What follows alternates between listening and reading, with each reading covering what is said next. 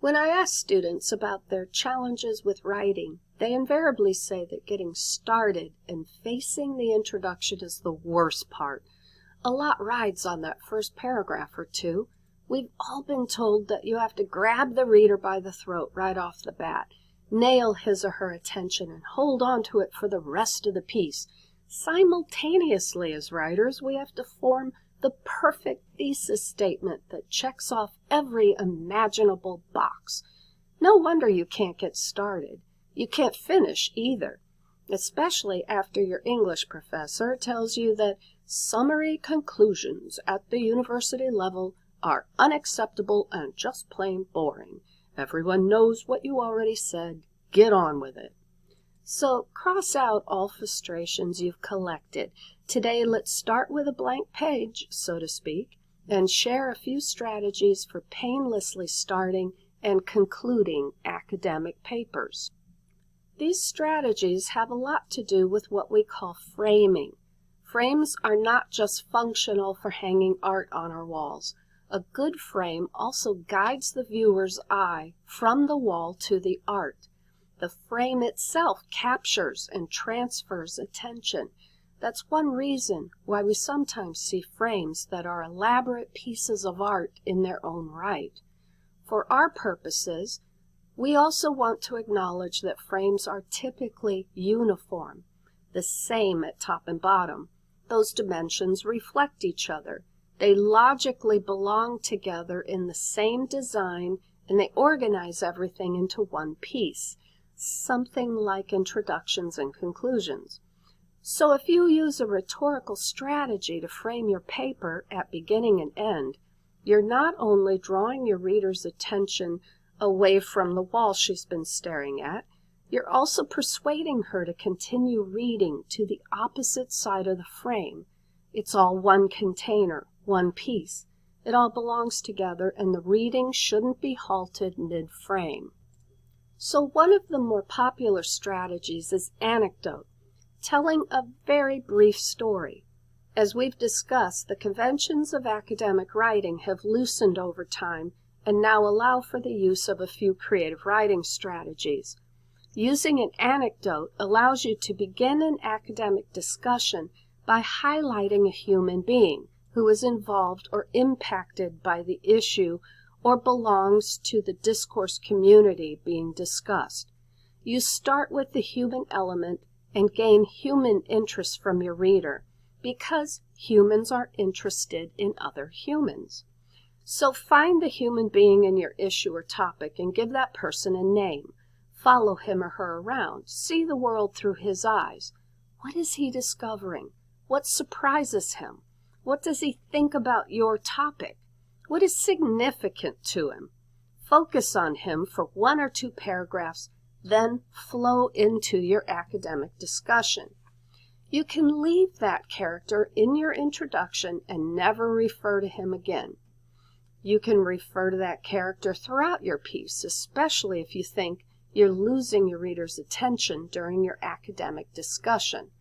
Or perhaps more effectively, you can start the character story in the first few paragraphs, leave it, then come back to the character at the conclusion and finish his story. Your reader will remember that character from the beginning and be happy to hear what happened to him. In addition, you've solved your problem of how to start and conclude that paper you have to write, and you bought yourself some free time for playing Minecraft.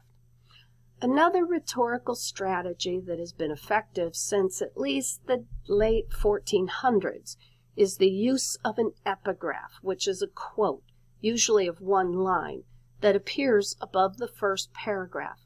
I'm showing you here how MLA formats an epigraph. This quote or epigraph can come from almost anywhere. Great literary works, graffiti, books, magazines, interviews, songs, press conferences, poetry, t-shirts, bumper stickers, TV shows.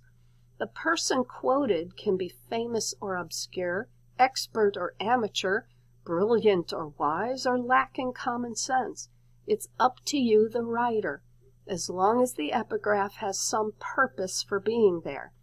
It relates somehow to the topic or issue or discourse community of your paper, without simply repeating an important point you make or a direct quote from one of your sources. The rhetorical purpose of an epigraph is to act like a teaser for a movie. It tells the viewer something about the film, but very little, just enough to pique interest and make the viewer want to know more. In your academic paper, it forces the reader to head into your first paragraph to find out what's going on. There, you may explain the epigraph, reveal where it comes from. You may reveal exactly why it's relevant to your topic or issue, or you may just let it hang up there at the top of your paper. You may decide not to pay any attention at all to it, and instead go into an anecdote through the eyes of a character who may have no obvious connection to the epigraph. Eventually, you do need to address your academic topic or issue or discourse community, and then at the conclusion, you may reveal the secret behind that initial epigraph. Maybe the individual you're quoting has been impacted by your topic. Maybe she or he has conducted applicable research. Maybe the emotions elicited by the epigraph apply to your call to action, or what you want the reader to do after reading your paper. Once again, you have a frame that nicely grabs your reader and pulls your paper together. The last rhetorical strategy that we'll cover in this presentation is the surprising fact or statistic. Many advertisers and writers rely on the power of a surprising statistic to make a point for them, such as, 8 out of 10 dentists prefer such and such, or 100% natural. So many of us are math inept. A part of our brain turns off when numbers come up. So we generally trust that anyone who throws around numbers and statistics must know what she or he is talking about. We're certainly not going to bother to verify. So yes, if your research, you run across an impressive number related to your topic, put it right up front in your introduction and then explain what it means, why it's important, or not. The frame is up to you. The other side of this is to begin your introduction with a statement or fact that startled you the first time you read it. Honestly, if your research isn't surprising you, you're not digging deep enough into your topic. Don't be satisfied to simply repeat what's already known. You've been doing that for most of your education, and it sucks the joy out of writing and thinking and learning. Instead, keep researching until you find something you didn't know before. Be curious, think about something new, and then start your introduction with it. For instance, journalist Todd C. Frankel was given the task of writing about the aftermath of the 2011 tornado that devastated Joplin, Missouri. This could have been a truly hideous endeavor because it was an F5 tornado and over 600 residents died. It's listed in the top 10 deadliest U.S. tornadoes of all time. What do you say about a tragedy? All the gruesome images are already out there in the news. All the dead are already being buried. Frankel decided to start his piece like this. I think you'll agree that in the hard-hitting, fact-centered, no-nonsense world of newspapers and journals, this opening sentence grabs attention. It surprises. It makes the reader think about the meaning here. It pulls the reader in to find out more. This is how you can use a startling fact for your introduction. I give citation information for Frankel's article at the end of this presentation. Read where he goes with this. It's an enlightening example of digging for a perspective that hasn't been heard yet about a familiar topic. When it comes to conclusions specifically, remember that the summary conclusion is not going to earn you points.